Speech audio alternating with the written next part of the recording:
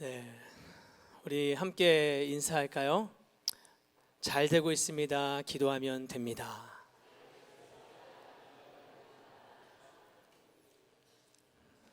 한 번 더 하겠습니다. 당신이 역사의 주역입니다.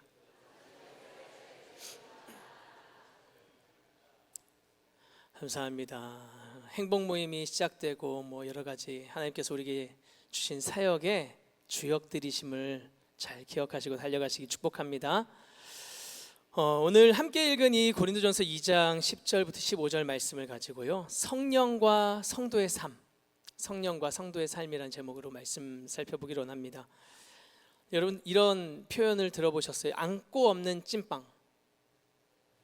안고 없는 찐빵. 네. 김 빠진 콜라. 네. 이 표현이 공통적으로 말하는 게 뭐예요? 안고 없는 찐빵, 김 빠진 콜라. 네? 핵심이 없다. 그죠?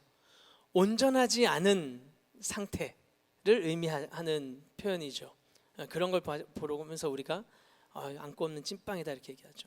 여러분, 성령 없는 성도의 삶이 바로 이와 같은 거예요. 물론 성령 없이도 얼마든지 교회 다닐 수 있습니다. 봉사도 할 수 있고 직분도 받을 수 있고 심지어 복음도 전할 수 있어요. 성령 없이. 그러나 본질적으로 그런 사람이 있다면 그 사람은, 그 상태는 안고 없는 찐빵 같은, 김 빠진 콜라 같은 상태라는 사실을 우리가 생각할 수 있어야 돼요. 여러분, 찐빵에 안고가 없어요.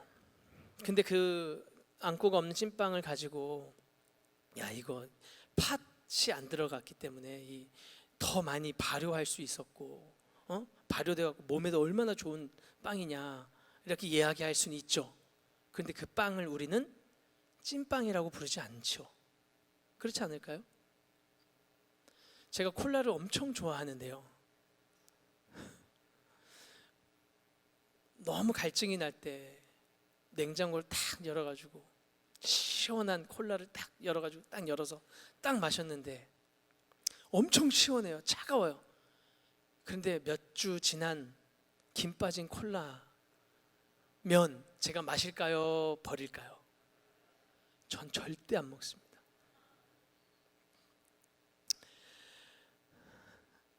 마찬가지로요, 성령 없는 성도, 내가 성도라고 말을 할 수는 있어도요, 성령이 없다는 사실은 본질을 잃어버린 상태라는 것을 우리는 생각할 수 있어야 합니다.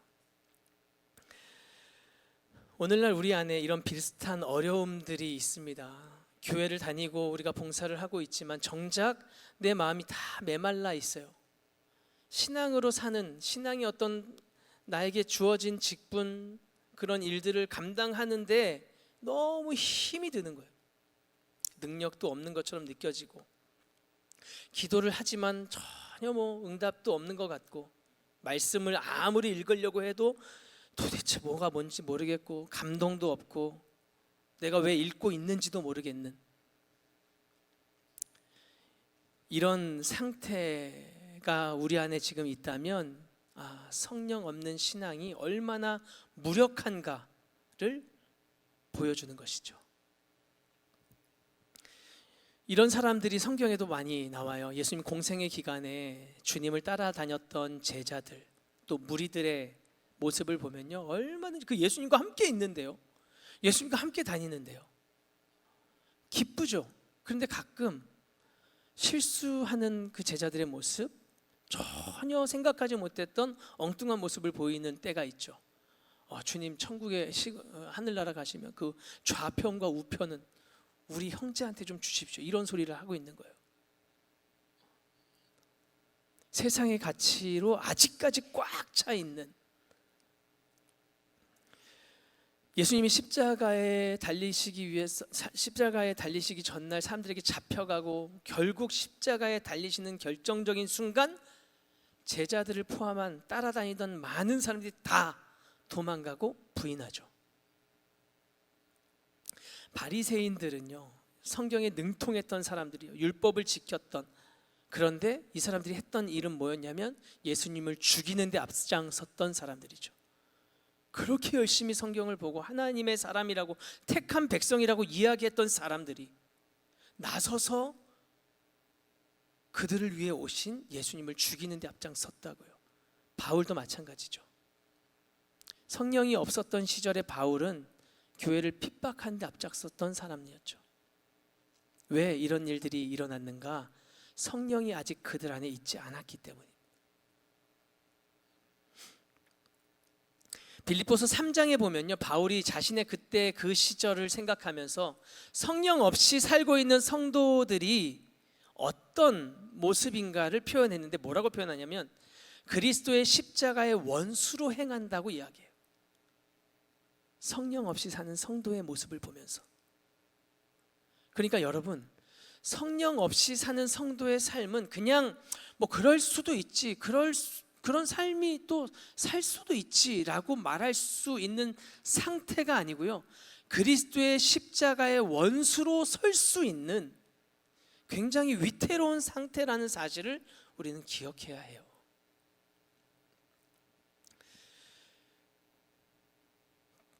또 한 가지 정말 위험한 상태가 뭐냐면요, 성령과 함께하는 사역이 아님에도 불구하고 스스로는 성령과 함께하고 있다고 오해하는 문제. 이것도 굉장히 큰 문제입니다. 물론 이건 나중에 다룰 겁니다. 다음번에 제가 준비할 때. 여러분, 내가 성도라면요, 성령과 함께하는 삶을 사모해야 합니다. 왜냐하면 성령과 함께하는 이 성도의 삶은요, 예수님께서도 먼저 모범으로 보여주셨어요. 어떻게 우리가 살아야 하는지. 예수님이 이 땅에 태어나실 때 성령으로 잉태하셨죠. 그리고 그 예수님이 세례를 받으실 때 성령이 임하셨고, 공생의 사역들을 모두 사역하는 감당할 때 성령의 능력으로 감당하셨던 것을 우리는 기억합니다. 한번 볼까요? 사도행전 10장 38절 이렇게 같이 함께 읽겠습니다. 하나님이 나사렛 예수에게 그가 두루 다니시며 선한 일을 행하시고 마귀에게 눌린 모든 사람을 고치셨으니 하나님이 함께 하셨음이라. 아멘. 예수님이 사역하실 때 성령과 능력으로 사역하셨고 많은 일들을 하실 때 하나님이 함께 하셨다 이야기하고 있죠. 예수님은 자기 자신의 삶을 통해서 성령이 얼마나 중요한가, 성도의 삶에 성령의 능력으로 어떻게 살아야 하는지를 친히 보여주신 거예요. 더 나아가서요, 제자들을 불러놓고도 이것을 강조해서 이야기하셨어요. 요한복음 14장 26절 같이 한번 보겠습니다. 제자들에게 예수님이 이렇게 말씀하세요. 같이 읽겠습니다. 보혜사 곧 아버지께서 내 이름으로 보내실 성령, 그가 너희에게 모든 것을 가르치고 내가 너희에게 말한 모든 것을 생각나게 하리라. 아멘. 이때 제자들에게 말씀하신 말씀이지만 오늘 우리에게도 하시는 말씀인 거예요. 성령을 내가 보내줄 거야. 보내실 그 성령이 너희에게 가르치고 생각나게 할 거다. 우리가 믿는 성도가 되도록 가르쳐 주시고 생각날 수 있게 하시는 모든 시작이 성령으로부터 시작됩니다. 그래서 우리의 믿음의 시작도 성령이신 거예요. 예수님이 어느 정도로 강조하셨을까? 성령을 받아야 한다, 내가 성령을 보내주겠다, 성령으로 말미암아 살아야 된다, 이걸 얼마나 강조하셨냐면, 예수님이 십자가에 달리시기 전까지 계속 가르치실 상황이 있으면 계속 이것을 가르치셨고요, 하물며 예수님이 십자가 달리기 전날까지 이걸 이야기하세요.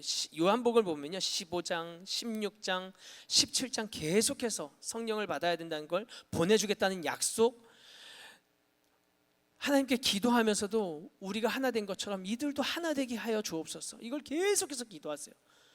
요한복음 18장, 19장은요 예수님이 잡혀서 끌려가시는 장면이어서 이 이야기가 없고, 20장 예수님이 죽으시고 다시 부활하신 직후에 예수님이 뭐라고 또 얘기하시냐면 20장 22절입니다.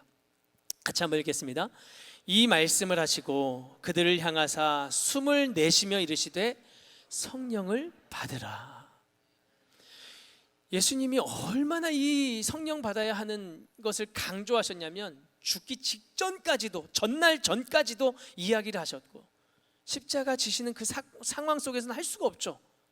그런데 죽으셨다가 다시 부활하신 사건 이후에 만나자마자 하시는 말씀이 성령을 받으라. 근데 더 여기서 참 특별한 건 뭐냐면 22절에 성령을 받으라 말씀하시고요, 23절에 뭐라고 이야기하시냐면 이렇게 이야기하세요. 같이 읽겠습니다. 너희가 누구의 죄든지 사하면 사하여질 것이요 누구의 죄든지 그대로 두면 그대로 있으리라 하시니라.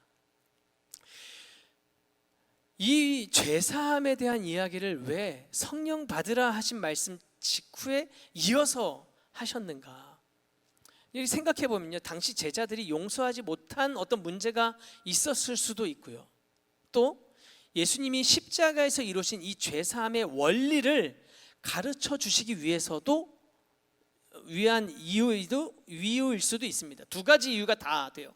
제자들 중에 아직 누가 용서하지 못한, 사하해 주지 못한 그런 문제가 있어서 제자들에게 너희 성령을 받으라, 죄 사하여질 것을 얘기하실 수도 있고요, 예수님이 십자가에서 지금 이루신 이 죄사함의 원리를 이야기하시기 위한 목적으로 이야기하셨을 수도 있어요. 중요한 건 제가 말씀드린 게 무슨 이야기냐면, 이 죄사함의 문제를 말씀하시기 전에 지금 무슨 얘기를 하셨다고요? 성령을 받으라. 그러니까 우리가 죄를 용서하거나 내가 누군가에게 용서를 받는 문제에 있어서나 아니면 이 죄사함의 복음을 증거하는 모든 일에 있어서 전제가 되어야 하는 것이 뭐냐? 성령을 받는 것이라는 거예요.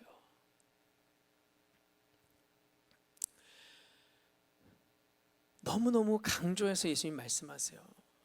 예수님이 이것을 얼마나 강조하셨냐면 승천하시기 직전에도요, 사도행전 1장 4절 5절을 보시면 내게서 들은 바 아버지께서 약속하신 것을 기다리라. 요한은 물로 세례를 베풀었지만 너희는 몇 날이 못되어 성령으로 세례를 받을 것이를 또 마지막까지, 승천하시기 직전까지 강조하신 내용이 성령 받아야 된다는 거예요. 보세요, 예수님은요 이렇게 친히 자신이 성령 받아 성령으로 사역하고 성령으로 역사하시는 일들을 몸소 보여주셨어요. 그리고 틈이 나면 날 때마다 성령 받아야 돼, 내가 성령을 보내줄 거야, 내가 약속할게, 기억해, 계속해서 이야기하셨단 말이죠. 우리가 성도로서 바른 정체성을 가진 삶은 이 성령을 가졌는가, 성령과 함께 서 있는가, 이것으로 알 수 있게 하신 거예요. 그래서 오늘 본문, 우리가 고린도전서 2장 본문을 같이 읽었는데요, 오늘 우리 읽은 본문은 성령이 우리 안에 오실 때 우리가 누리는 영적인 유익이 무엇인지를 다시 한번 알 수 있게 하시는 거예요. 오늘 2장 10절 우리 한 번만 더 읽겠습니다. 2장 10절입니다. 오직 하나님이 성령으로 이것을 우리에게도 보이셨으니 성령은 모든 것 곧 하나님의 깊은 것까지도 통달하시느니라. 아멘. 성령은 뭐요? 하나님의 깊은 것. 하나님의 깊은 것은 뭐예요? 쉽게 말하면 복음의 비밀이에요. 복음의 비밀.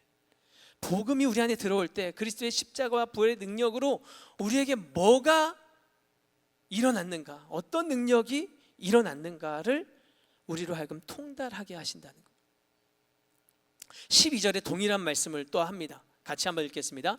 우리가 세상의 영을 받지 아니하고 오직 하나님으로부터 온 영을 받았으니 이는 우리로 하여금 하나님께서 우리에게 은혜로 주신 것들을 알게 하려 하심이라. 아멘. 은혜로 주신 것 뭐예요? 구원이죠. 복음이죠. 여러분, 제가 자세하게 설명은 오늘 못하겠지만 고린도전서 2장이 어떤 이야기를 계속 우리에게 하냐면요, 두 가지 지혜를 계속 대조하면서 이야기를 해요. 2장 1절부터 쭉 보면 두 가지 지혜가 있다. 하나는 세상의 지혜가 있고요, 하나는 하나님의 지혜가 있다고 이야기해요.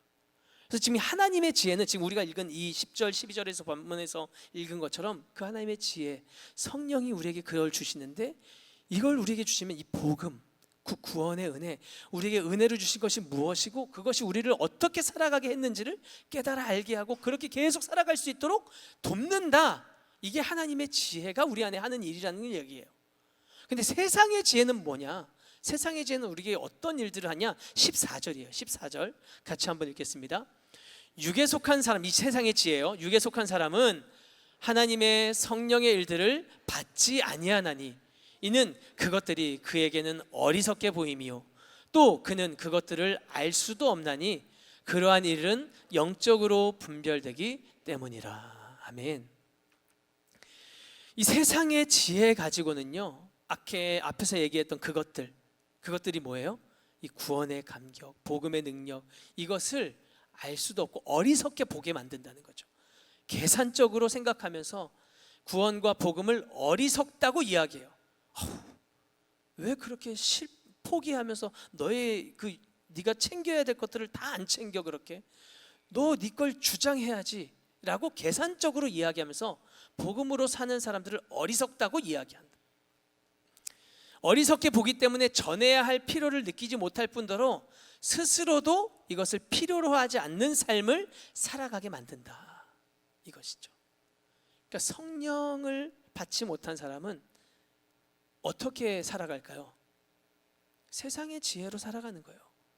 계산하고 지금 이 시점에서 우리 교회에서 어떤 일을 해야 되느냐, 왜 이 일을 계산적으로 잘 안 하고 있고 왜 이 일을 안 하고 있냐, 왜 이렇게 어리석게 하고 있냐라고 이야기를 막 하면서 떠든다. 지금 어떤 지혜로 이야기하고 있는지를 구분할 수 있어야 돼요. 하나님의 은혜로는요, 하나님의 성령께서는요, 좀 손해 보더라도, 좀 어리석어 보여도 복음의 마음으로 그 주님의 심정으로 서게 만드는 거예요.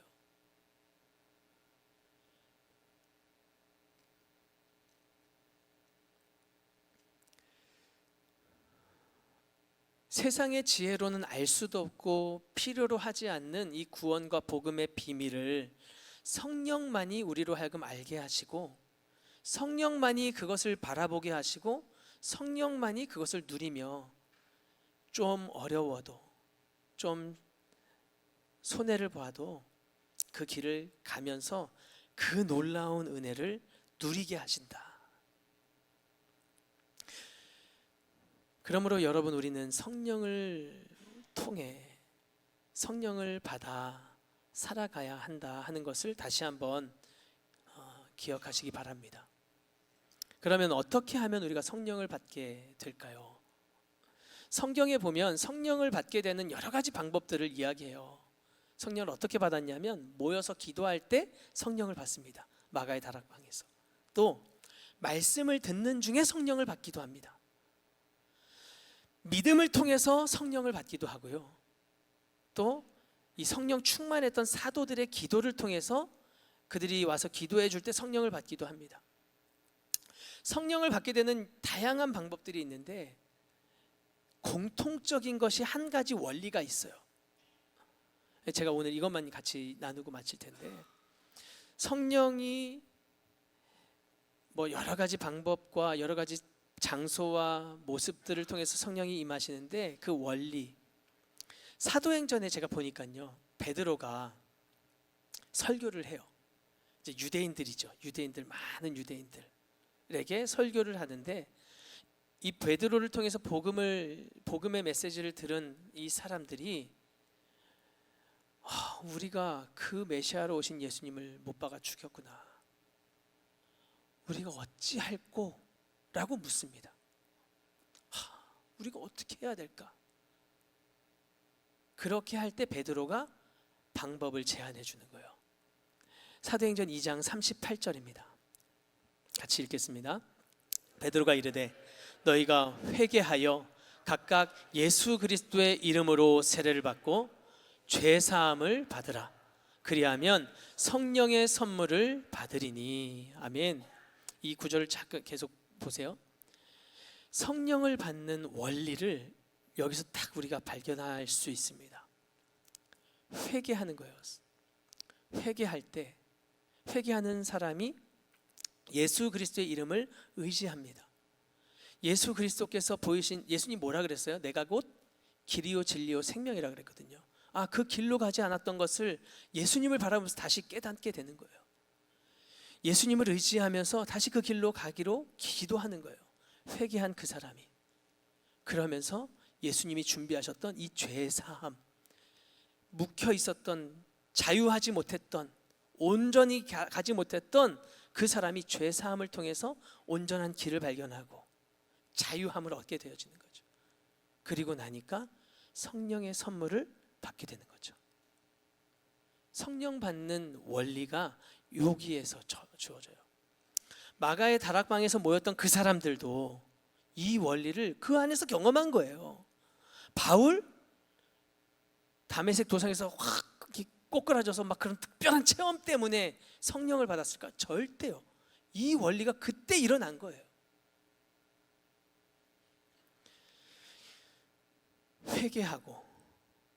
회개하는 그 기도를 통해서 예수 그리스도를 의지하고 예수 그리스도를 부르고 예수 그리스도를 이름을 붙잡고 그 예수 그리스도 이름으로 주어지는 죄 사함을 받고 바른 길을 발견하고 다시 한번 주님께 힘을 얻고 무장되어서 그 사람에게 성령이 주신다는 거죠. 참 성도의 삶을 살아가는 사람은요, 이렇게 성령을 받는 삶을 매일같이 경험한다는 거예요. 그래서 여러분, 우리는요, 내 신앙과 내 믿음, 내 신앙생활, 내 직분을 감당하고 내 사명을 감당하고 나에게 주신 이 복음의 사명, 행복 모임 어떻게 감당하고 있는가, 감당하기 위해서 내가 무엇을 준비하고 있는가, 이 원리를 준비하셔야 되는 거예요. 이 원리로 나에게 적용해서 기도해야 하는 것이죠. 이것이 우리가 성령 충만한, 성령과 함께 사역하는 사람으로서는 유일한 삶의 원리이고 법칙이라는 사실입니다. 말씀을 맺겠습니다. 여러분, 이제 우리 자신을 좀 돌아보셔야 해요. 내 신앙은 지금 성령으로 시작되었는가? 그리고 성령께서 나를 계속 인도하고 성령을 따라가고 있는가? 성령 없이 신앙생활 이어갈 수 있어요. 그러나 본질을 잃어버린 그 신앙은, 성령을 잃어버린 성도는 결국 성령이 원하시는 모습, 성령이 원하시는 과정, 성령이 원하시는 대로 살아가지 못한다는 사실. 심지어 여러분, 십자가의 원수로 행하는 일을 하면서도 사람들을 끌어들여서 그 일을 같이 하게 만든다고요. 성령 충만을 받는 것은 단순한 어떤 특별한 체험이 아니라 하는 것을 우리가 기억해야 합니다. 오늘 말씀으로 주신 것처럼 이 원리를 붙잡는 거죠. 하나님 앞에 나아가 무릎을 꿇고 회개하는 거예요. 예수님의 이름을 의지하고 그 주님이 주시는 놀라운 죄사함, 자유함을 누리고, 그때 주님께서 우리에게 새롭게 성령으로 채우시는. 그래서 여러분, 오늘 우리 이 시간 같이 함께 기도하며 나아갈 때, 하나님, 내가 매일 아침 성령님을 구하는 기도로 나아가게 하여 주옵소서. 성령님, 내 눈이 가려져 버린 이 죄, 나도 내 스스로 죄라고 생각하지 못했던 그것을 볼 수 있는 눈을 하나님 허락하여 주옵소서. 내 눈을 열어 다시 한번 예수 그리스도께서 주신 그 길로, 생명의 길로 나아갈 수 있도록 나를 도와주옵소서. 우리 그렇게 기도하며 나아가는 이 시간 되기를 원합니다. 우리 이 시간 찬양을 먼저 함께